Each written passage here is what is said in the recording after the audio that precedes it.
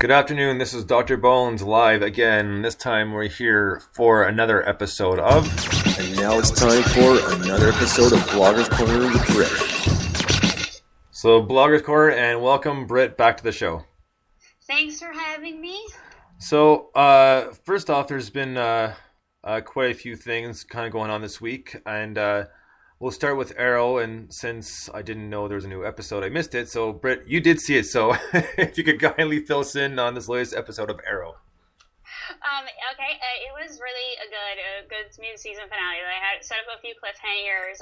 Obviously, Barry Allen becomes the Flash. She became knowledgeable at the end of last week's episode about Arrow and his true identity. So they played into that, and a lot of the episode was spent with Oliver having visions of people from the island, and quickly they let on that the people that he was obviously hallucinating about had died. So the question they revealed that, and we hadn't even seen them die on the island. So that was a little interesting. And then they revealed who the identity of this season's big bad, the superhuman person with superhuman strength, and that played out. I had kind of guessed that part of it, but it was so fun to see the reveal, and it was a really action-packed episode, and more kind of hints that maybe Felicity and Oliver have a little something more between them than just being platonic friends, IT and manager. So we're all hopeful.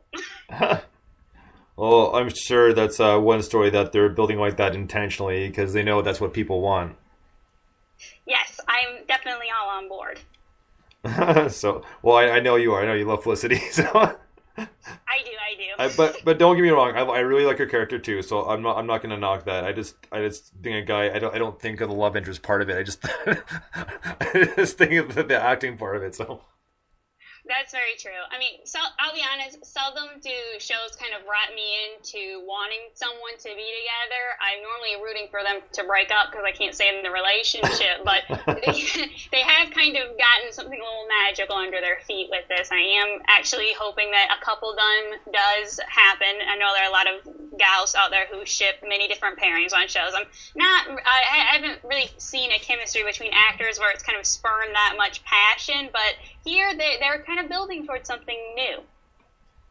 Well, I can kind of agree. Meaning, like I haven't seen tons and tons of these shows, so I I don't have too much to go on. But you're right as far as other TV shows, and when they've developed these sort of stories, it is a different one. So hopefully this one will stick and go the way it should go. Yes. I am hopeful that in this episode they did hint about something with Oliver's sister's boyfriend, Roy, who I just cannot stand. I'm hoping that he is on his way out, but he has been very hard to kill so far. Yeah, I know. I'm with you on that one, too. So, and just like we said last week, it's too bad, or hopefully he'll stay down after getting the arrow in the lake. So, but yeah.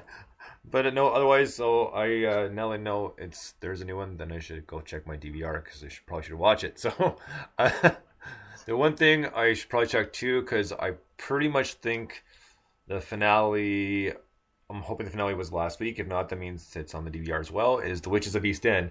Because the way they wrapped it up last week, it seemed like it was pretty much the end and kind of to be continued in the new year. But that's all right. But the one thing I did want to move on and talk about, since you've watched it and I watched it too, was this past weekend on History, the story of Bonnie and Clyde, which I absolutely loved. I just one of those things, like I sat down and enjoyed every minute of it. Oh, wow. Okay, yeah. I definitely found it entertaining. There were quite a few historical licenses taken, and I understand that you can't, be absolutely precise. That did kind of throw me off a little bit, but I didn't find it very entertaining, and I love miniseries, so anytime that's happening, I'm very excited. Well, that's right, and even if they weren't completely accurate, I was more or less expecting that. I just kind of wanted to see how they would do things. Is more or less the reason I watched it, but I actually was interested in it. I didn't get bored, because normally something like that, within the first maybe 5-10 minutes, if I'm not interested, I'm done watching it and I won't give it a second chance. Wow, so Okay, well, that means, like, you're giving it 2 major thumbs up, because it definitely did keep you engaged then. Absolutely did. Yeah, I loved it, and I just even just the way they did from the beginning. I kind of like how they told the story backwards, and they showed the end, which is essentially what happened. The cops ambushed them and riddled them and the car with bullets. So Yeah, wow, that's such a haunting image. Having seen the reels, and they showed the footage of it afterwards at the end of the show, but it's very haunting. I thought it was interesting how they suggested some things that Clyde had purposely driven into the ambush, is what they hinted at in the show. And that's an interesting theory. I've never quite heard that one posited before. I don't know if that's true. No one really does, but I don't know. It's an interesting angle to throw in there. yeah, I don't know about that either. I mean, yeah, you're right. You'll never know, but it's one of those interesting things to think about because really, like, if he did purposely do that, like, why was he just sick of running and like, I'm gonna take Bonnie with me, or? I mean, yeah, I guess they're just kind of sick and tired of he was sick and tired of living that way. They kind of hinted in the show that Bonnie had been really badly wounded and that it was kind of like they weren't going to be physically what they were. I'm not completely sure. It's an interesting theory. One of the things that the show did that was interesting was kind of portray Bonnie as that she was more or less a poor little rich girl who was bored with her life, and then she kind of got Clyde in on it. And from my understanding, they were both really, really down and out. So I was kind of surprised that they put that angle in there. I've always seen them as two figures who are really driven out of desperation more than boredom. Right. No, and it was like obviously the sign of the times because it was during the Great Depression, and I liked like you said, I liked how they incorporated a lot of the old footage, and just showing the people walking, for Roosevelt, and like.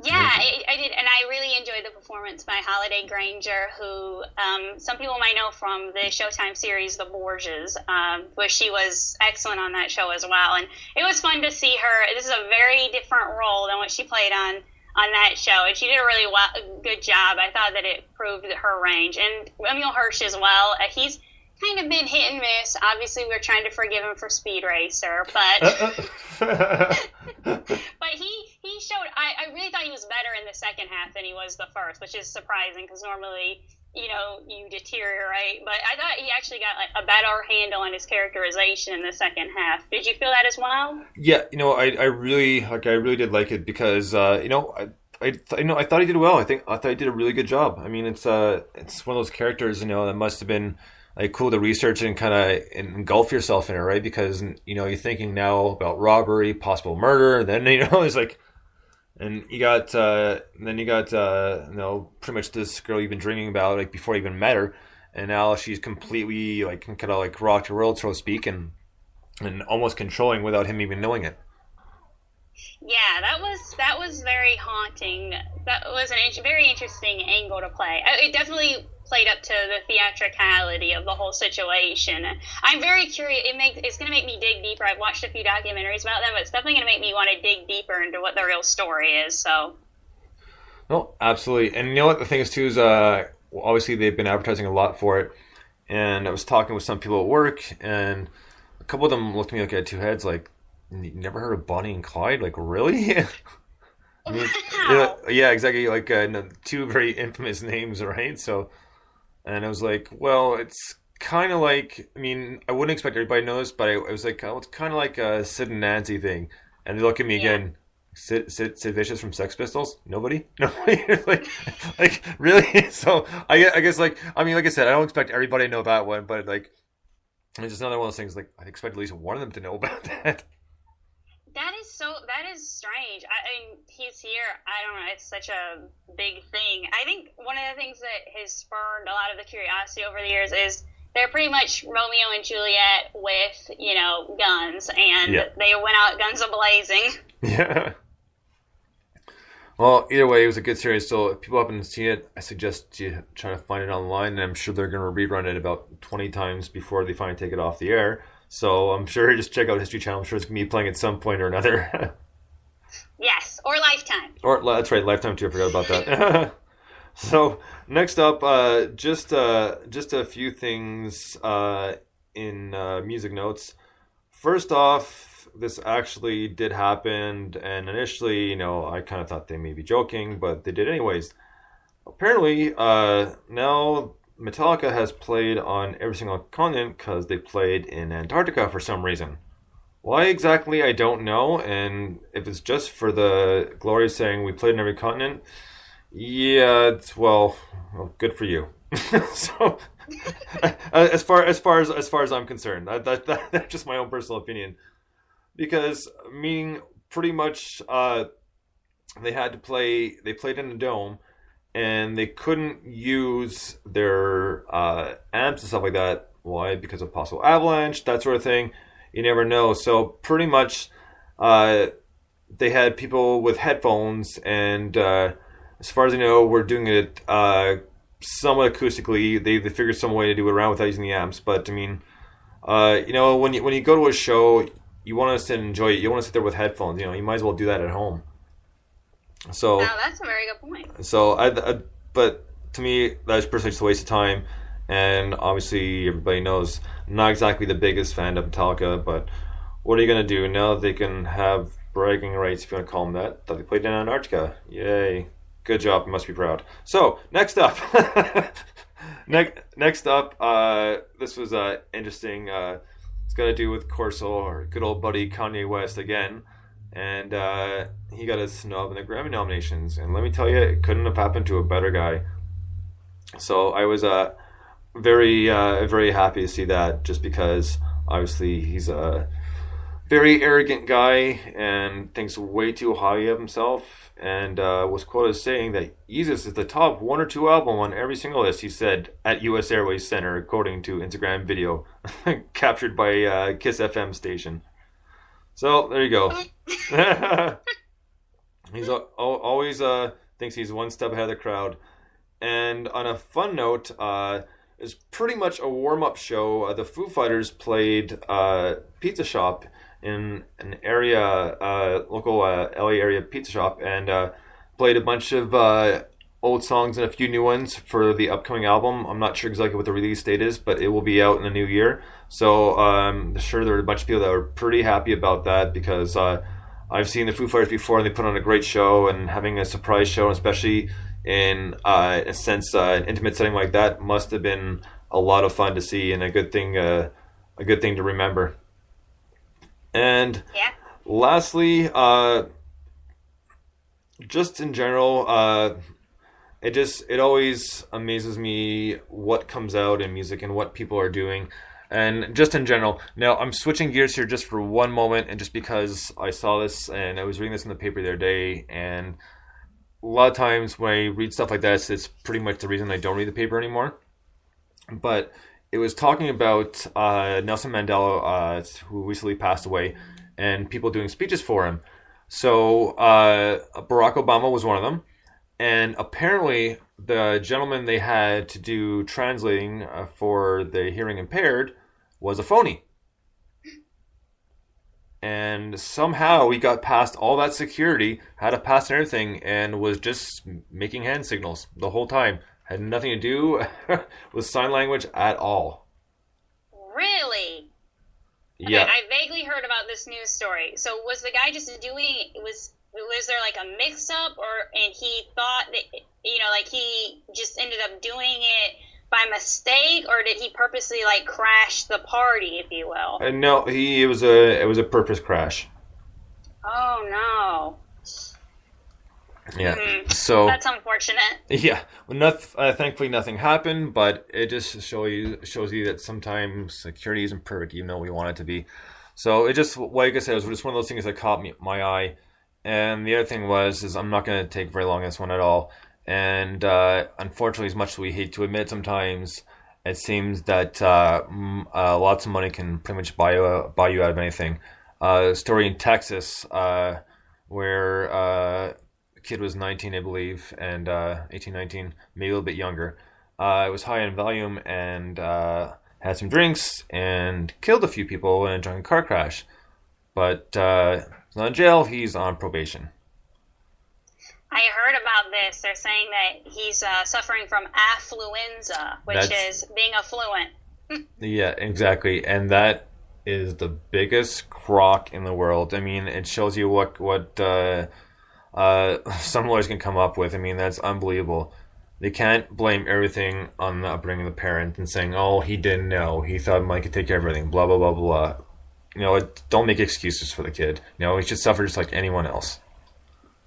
Yeah, it's a really tricky issue, and obviously, I think I saw some of that on the news and everything, and I couldn't really tell that he was. If I really felt that he had like a lot of remorse, I think that would have maybe had people feel a little something. It would still be really horrible and unforgivable, but he really didn't seem all that affected by anything that was going on. I didn't sense from him that he was very remorseful for anything. Yeah, I didn't see any video. Like I said, I just kind of read the story and kind of skimmed over it quickly. So, I mean, normally we won't talk about stuff. I just happen to notice these things and kind of been stuck in my mind. And I was kind of waiting till today to kind of talk about them a little bit, since this is, even though we're not necessarily blogging about government issues, that sort of thing, it's just something every once in a while that catches your eye that, kind of like to see what other people's opinion are on these sort of things. Absolutely. I mean, these are things that are really affecting people and absolutely deserve a spotlight, a platform to be discussed. It's been all these stories, and there was that story that happened about Craigslist I heard something about, and I'm just like, wow, the world is going crazy. Yeah, no kidding, eh? So, but let's leave it there, and let's get back into a happier medium here. And before we get to what you blogged about this week, since Christmas is coming quickly and rapidly, we're going to talk a little bit about Christmas movies. And I do have a clip that I'm sure everyone's seen. If you haven't, then you got to go out and see it now. So we'll cue up with this clip, and I'll talk about it in just one moment.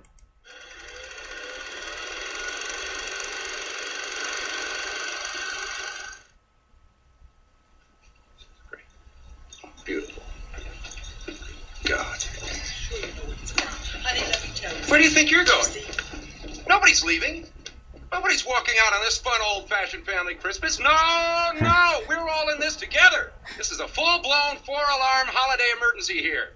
We're going to press on, and we're going to have the happiest Christmas since Bing Crosby tap danced with Danny fucking Kaye. And when Santa squeezes his fat white ass down that chimney tonight, he's going to find the jolliest bunch of assholes this side of the nut house. You're goofy. Don't piss me off, Art. Clark?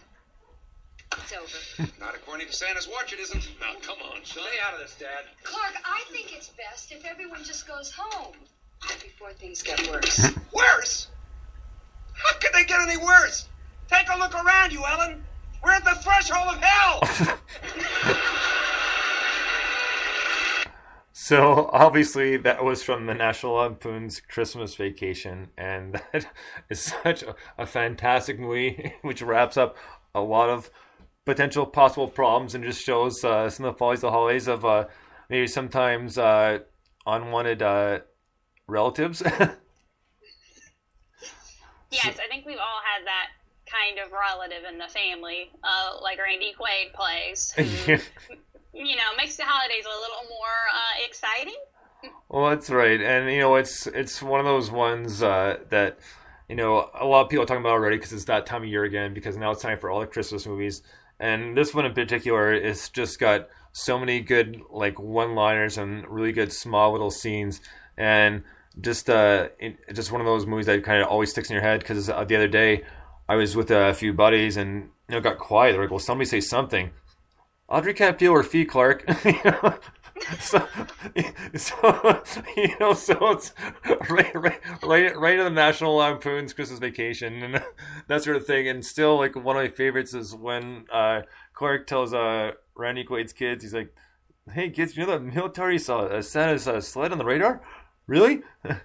Are you serious, Clark?" Yeah, that was so good. He's trying to connect with them, but then it just kind of, different, a culture clash, if you will. It lends itself to a lot of hilarious minutes. I'm always waiting, I love Chevy Chase and I love that movie, and you're waiting for, Randy Quaid to show up, and things get even better, and that's hard to believe. And, and just, Julia Louis-Dreyfus was in it too, as his next door neighbor. Yes. That was so bizarre that she was there. And she hasn't really aged. No, I know. She looks the same. What happened to the guy who played Randy in that movie? Who played the son in that one? What's his name? It's on the tip of my tongue. It was the guy. I think it's what's his name on Big Bang Theory. Galecki? Yeah, I think it's him. Okay, all right, yeah, I think that's right. Yeah, I'm almost 100% positive it's him. Now, they keep saying they're going to do a remake of The National Lampoon, like the original movie. I wonder why they don't get him to do it, since he was a part of the original. Yeah, I don't know. I mean, I don't know if doing a remake of it's such a good idea. I mean, it's a real classic, and it's going to be hard to kind of top the original. I agree. I think it won't match it in quality, but I definitely think some greedy suits will give it a try. Well, yeah, exactly. Because I mean, if you think about it too, I mean, like even the parents, and and Bethany, they want you to say grace.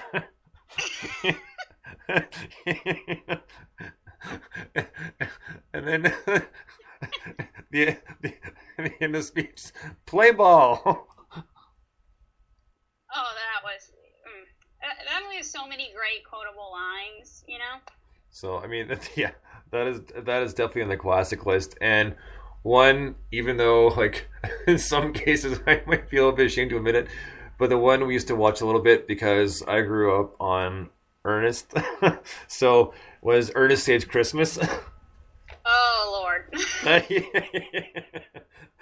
A very horrible movie, but still as stupid as it was, it is a memorable one that I'll always remember. Granted, I haven't watched it in years, but Yeah, they used to show that all the time. I remember before they started making a bunch of Christmas movies and before ABC Family was ABC Family, it was Fox Family, and they'd have the Christmas marathons going, and you'd see Ernest Saves Christmas. They'd repeat that at least 5 times in one day. Well, exactly, I know. And now it's hard to get Ernest the slot because they're making so many different movies. So it's fun because I've been trying to put together like a TV movie holiday list, and I was thinking to myself, wow, there were so many movies. There were a few movies made in the 90s, but it didn't really blow up until the 2000s where you saw a bunch of the movies. But that movie, there's a movie called Christmas Every Day, starring an actor that many might know mostly for his role in the Princess Diaries original movie, Eric Von Detten, and he wakes up and it's Christmas every day. And they literally showed that every day before Christmas. Oh my God. They're classics, but it doesn't want to mean you want to see them 50 million times. I mean, there are other ones that I still do watch, but one of them is Christmas Eve. We haven't done it in a few years, but I used to watch It's a Wonderful Life. Yes, that's a great movie. And that's always a classic. So, and what about A Christmas Story? Christmas Story. Really, we watch that. I watch that every Christmas. I love that movie. I'm surprised that when I talk to people about it, they're kind of like, me. Is it because you watched it so much, or is it just not your cup of tea? No, it's because I've watched it too much. No. But there are other ones, and just there are a lot of shows and stuff like that. I mean, there's there's Mr. Bean's Christmas, which is always funny, and I was thinking about that the other day when he's in the department store and unplugs all the lights to test his lights. And I mean, there are a lot of funny scenes in that one specific. So I mean, just one of those ones that I always enjoy. The tug on Santa's beard, and so yes. But it's a lot of them you can watch a bunch of times and they don't get old, but there's some that do get old. But the one thing I do really enjoy is they do it every year, and but no, recent past 5 or 6 years haven't been so good. But when when Saturday Night Live does their Christmas past, but when Christmas past, I'm talking, they go way back. So they go back to like Dan Aykroyd and John Belushi and Jane Curtin, So you got Irving Mainway, with the toys. Yes. And those are always good. And when they did, they said that the ending that was put into Wonderful Life wasn't a real one, and here's a real ending. And John Lovitz is playing what's his name, Mr. Potter. And, he's in his wheelchair, and then he starts to get up, and they're like, "You're not even a cripple." And he's like, "No, wait a minute, I can explain that." And the end of the movie, they're literally beating him up. It's like, so it's obviously it's a change, but it was really funny. Those were always really good ones. So I'm hoping that they'll be rehashing some of those old ones too. And of course, one movie I saw just the other day, which is I love this one, is Will Ferrell and Elf. Yes, I love that movie. That is so. I remember going to see it in the theater when it first came out, and we didn't see it. I just say when it first came out. So it stayed in the theaters until February, and it was still packed person to person to see that movie, and so it has a really devoted following. I always thought it was very hilarious and a really neat idea. Well, that's right, and it was a few years back. I was with my sister, and I think we might have been in the mall. We were on an elevator somewhere, and we're talking, and there a couple other people get in, and one person gets off, and there's just this one person in there. Just look, they have like a real grump on their face for some reason, and we're thinking like, okay, no, just you can take that and over in the corner there. And then the person gets off, and then just before the doors close, my sister says, she goes, "Oh, I'm sorry, I think you needed a hug." And I started dying laughing, and just as the doors close, you see this person look back. It's like, that is the best. So I was surprised, because normally she doesn't do that type of thing, so I was very proud of her that day. Yeah, those are the best, where you kind of, you let go and you do something kind of outrageous or something. Because she is used to it with me, because I'm obviously, as we know, I'm a big talker, and sometimes if I can embarrass people just for the fun of it, I will. Like, nothing horrible, just like little things, and sometimes it can be really funny. Yes, I'm the same way with my sister. I play out because she's a little more, reserved than myself, and so I just love getting her getting her going a little bit. That always is very amusing. Well, it's always fun to do that once in a while, and to a certain extent, you can only push it so far, right? Absolutely. I would never push it very far. Mainly it's just me embarrassing myself and her having to be around me, so it's like embarrassment by extension. Well, I'm just one of those people. I like being loud, like not obnoxious, like all the time, but just do a certain point, and maybe we'll get into some of those stories another time. So we could be here a while. Yes. But it's one of those things, and not most time, all the time. It's all in good fun. A lot of times it's to kind of help pass the time and make the day go by faster. Because let's admit, sometimes at work, school, wherever, it can get pretty slow and mundane and boring. So sometimes the littlest thing will make you laugh, and you can kind of feed off that the rest of the day, at least for a little bit, until it dies, right? And then on to the next thing. Yes, that is very true. So, actually, just one more thing while I think of this before we get into your blogs is because I heard this and people are saying there's not he said something else. Bieber always likes to make Canada look good by telling some younger fan in Australia apparently that she belongs at SeaWorld. So I heard about this late last night, and yeah. I was reading people's comments. I was like, if you are still a fan after hearing this Please tweet me and tell me why, because I just really don't understand it. He is so mean. Yeah, I was not impressed with that, and this is really the first time that I can think of that we've actually had an artist or musician that's actually made us look really bad, and I'm not impressed with that. I think he needs to be kind of yanked out of this thing completely and just don't bother with him anymore, because I don't condone that at all, and that is ridiculous. And I'm not exactly thrilled about the idea that he's representing Canada. So. Yes, well, every time I would never hold that against Canada. They gave America and the world Ryan Reynolds, so we can all just kind of focus on that. and why Brizette? Why Ryan Reynolds? Because he's just such an amazing actor, and yeah, I'm just waiting to say because he's hot too. I know it. Yeah, he was the sexiest man. Yeah, there we go. For a reason. He's a very handsome man.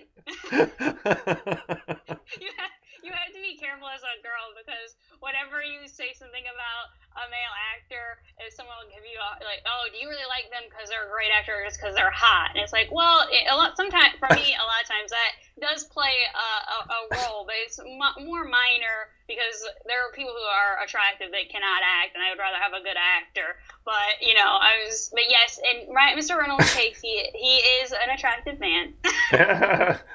I know. I'm sorry, but I'm just waiting for that part of it. I mean, I know what you think of as an actor anyway, so I totally stand behind what you said. He is a great actor, so I will definitely give you that. So. Yes, I wish he was doing more than some other people who are working right now. That's kind of disappointing for me. Well, just gotta find another good role for him, and maybe in the new year we'll see what happens, right? Yes, I'm hopeful. He's got 2 things coming up. We're all hoping that he's gonna regroup with something to blow us away after the terrible Green Lantern. Yeah. We don't need to get into that one. Yes, it's been one of those careers where you thought, when the Sexiest Man Alive came out, I thought, oh my God, this is just the beginning. He's going to be huge. And then the Green Lantern, one bad movie can derail you, people. And that really put things on the slow burner for him. But I'm hoping he can rise back up from that. Oh, I'm sure he can. You're right. Sometimes one bad movie can hurt you, but it's just all a matter of just finding a way to make it up, and people can be swayed again. Yes, I mean he was on Two Guys, a Girl, and a Pizza Place. So. Well, that's right. Next up, Britt, we're gonna move into your blogs this week. Yeah, you had a few interesting ones. You had a movie review. You did a review in the first part of Bonnie and Clyde. What else have you been working on? Oh, I'm sorry, you cut out. Okay. All I was saying is your blogs this week. You did a review on the first part of Bonnie and Clyde. You did a movie review on the movie Homefront and a few others. So I said, what else are you working on? All right, I'm so sorry. This cut out at a bad moment. Yes, I did do the part 1 of Bonnie and Clyde, and I'm hopefully going to have the second part up. Things just kind of got a little bit ahead of me this week, but yeah, I'll have that by tomorrow. So we had Bonnie and Clyde, the mid-season report about because 2 shows ended their yearly run, The Blacklist, which was exceptional, and Glee, which was not so exceptional. I explain why in my missive. And then there's a new miniseries that started last week on TNT called Mob City, which is by Frank Darabont, who brought the world the television adaptation of The Walking Dead. And this show might need to be renamed The Walking Dead itself, because it rocks. The characters on the show seem like they are dead, and they are just barely alive, because they have very little energy, and everything is so slow. It's so impressed with itself. I am going to stick with it to the end because I already invested 2 hours. And by the time I say, let me give it another chance, I'll have invested 4 hours, and by then I'll have made it 2/3 of the way through the series, so I will definitely have to see it to its conclusion. So spare yourself, don't get involved before you have to. It was really confusing. No, fair enough. And you know what? I know a lot of people like yourself, and even if it's bad, they still gonna watch anyways. I won't. If it's bad, I'm shutting it off or I'm walking away. Well, I hear you, but see, I was going to do that with this show. I've kind of learned with a few shows where I came back, I stuck with it a little longer and ended up redeeming itself, like the show Betrayal on ABC. That show was very, very bad, and then all of a sudden it got really, really good, and I was getting ready to cancel it off the DVR, but I stuck with it and I ended up being rewarded. So sometimes you'll get a little bit of a nugget with your patience, but I agree most times that is kind of a rarity. Yeah, hell, I mean, but that's again, that's just me personally. I mean, so. Yeah, I mean, teach their own. I personally, the leading actor on the show, who, by the way, looks like Fred Ward and Richard Gere had a baby, John Bernthal. He literally looks like their child. It's just unbelievable. He looks just like Fred Ward, and in another minute, he looks just like Richard Gere. But he looks like them blended together. So that if you are fascinated with seeing people who look like actors, two male actors came together, you will definitely be fascinated looking at this guy. But meanwhile, people like Edward Burns, I'm sorry, he dropped the whole Ed thing. He's Edward Burns now. And Milo Ventimiglia, they're on the show, and they're barely on it. So it's mostly about this Bernthal guy, and I don't really know about him as a series lead. So kind of up in the air about all that. Well, right on. Now, what else have you been working on? What other blogs have you done this week? You did a review on the movie Homefront.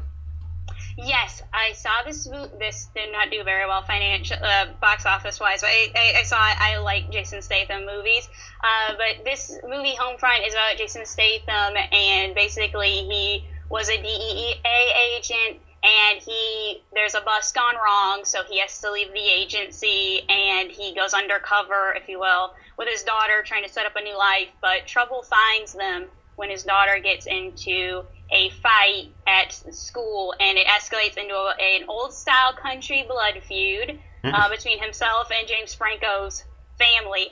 If you want to see this movie, do not watch the trailer for this movie, because the trailer literally gave everything away. It is a really good movie, but the trailer, which I hate when this happens, gave away 90% of... basically, it was a short film in the trailer, and that was very annoying. Whoa, that's not good. But it is worth checking out. Some really, really good performances, and I know some people slam action films, the whole action genre, as not being the top-notch way to see quality acting, but it actually, James Franco and Kate Bosworth and Winona Ryder all do a really great job in this. All right, I personally have not seen it, but I'll keep that in mind not to watch the trailer. But it's a lot of times too. It's like a lot of all these other movies that haven't done well in the theaters. During the previews, they'll pretty much show like the best parts, the funniest parts, and then the rest of the movie really isn't that good. Yes, that's very true.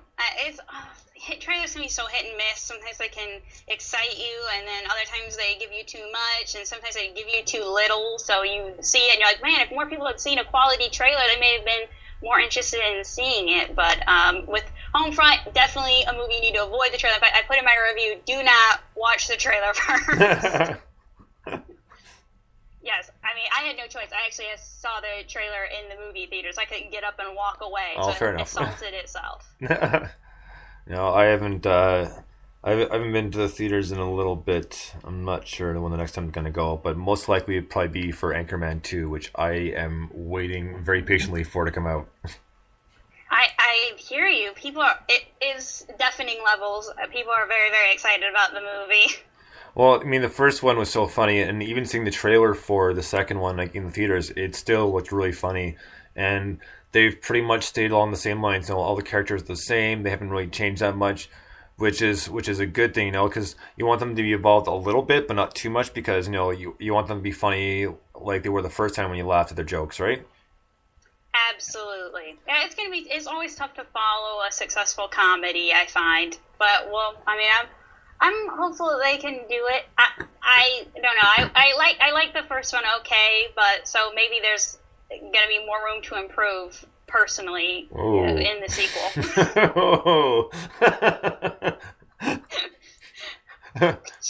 Yeah.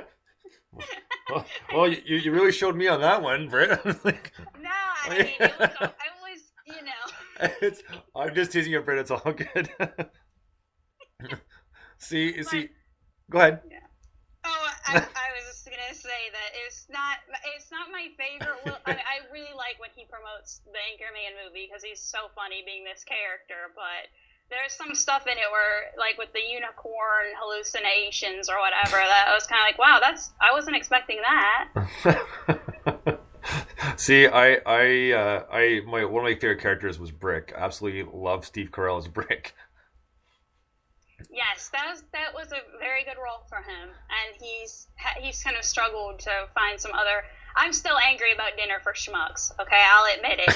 The man stole 2 hours of my life. I'm never gonna get back.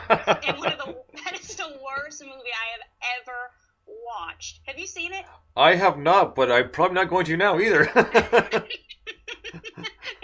It is so horrible. It was so bad. I wanted to shut it off. I was like, no, I'm going to prove that I can make it to the end of this movie. And I kept waiting for something because it had such a good cast. It is truly the worst movie I have ever seen. So I'm still angry and hoarding resentment against Mr. Corral for that. Apparently. So, just a few more things here at the end. Just because I saw the episode last night, since it is the holiday season, and I'm still going to say Merry Christmas despite what some goings-on are about people, in my opinion, being a little bit too overly politically correct. I mean, people shouldn't be offended by someone telling them Merry Christmas or Happy Hanukkah or what have you. I mean, it's a season, it's time of season, everybody's supposed to be nice to each other. I mean, just in general. But anyways, point being in that is I saw the Seinfeld episode yesterday with Festivus, which still kills me every time I see that episode. It always makes me laugh. I have not seen it yet. Oh, so you should definitely look it up and watch it, because it's a Festivus for the rest of us. So I love the title. What's that, sorry? I said I think the title in and of itself is quite hilarious. Yeah, well, it's George's father who comes up with the idea. And of course, George's family being Jewish, they want to do something different. And so they start this whole thing, and there's the feat of strengths, and this is kind of at the very end, where George has got to wrestle his father. and all you hear at the tail end is, "Stop being a baby, come on, fight your father." Oh my god. So, anytime there's family comedy, that's funny. But no, it's really something else. It's funny because first Kramer's on board, then he realizes how crazy it is, and then he kind of ducks out on the whole idea. But it's definitely a holiday episode worth watching for sure. Definitely, sounds like it. And I would encourage everyone to check out. I'm sure they'll be showing the Full House Christmas special, where the family is trying to make it back to Becky's in Nebraska. That was a very touching episode. And when Uncle Jesse makes it snow in San Francisco for Aunt Becky because she can't go back to have a Midwest Christmas, that always brings a little tear to my eye. I love that show. We know you do from last time. I know. I don't know if anyone is. I'm working to try to bring this show back. I think if we can get enough support, it can happen. Yeah, except mine is Jodie Sweetin, but Yeah, bless her heart. Well, hopefully maybe she can turn her around and be a part of it. Well, I'm that show Parenthood. They made that, and so I figure why not Full House? Can I give it a similar treatment? No, and it's definitely a possibility. Anything can happen. And just one more Christmas episode I was just thinking of, because I saw it the other day, was Modern Family, which, by the way, is one of the funniest sitcoms on TV right now. And the father had an elliptical in the bedroom. He got it last Christmas, and the only way he could keep that elliptical in the bedroom is if he literally essentially biked from where they were all the way to Canada in miles on the elliptical. And he finally did it and was so excited, but he could barely walk afterwards. But that show is definitely worth watching. It's one of my personal favorites. So that's all we have time for today. But until next week, Britt, again, it's always a pleasure having you on and finding out what you've been writing about, what you've been doing. Thank you. It's a pleasure to be on this show, and I'm very grateful. So we will talk to you again next Friday at 3. So until next time, guys, thank you so much for listening. This has been Bloggers Corner, and tune in next week, next Friday at 3 o'clock, and we'll be back. Until then, Bones out. Thanks for listening.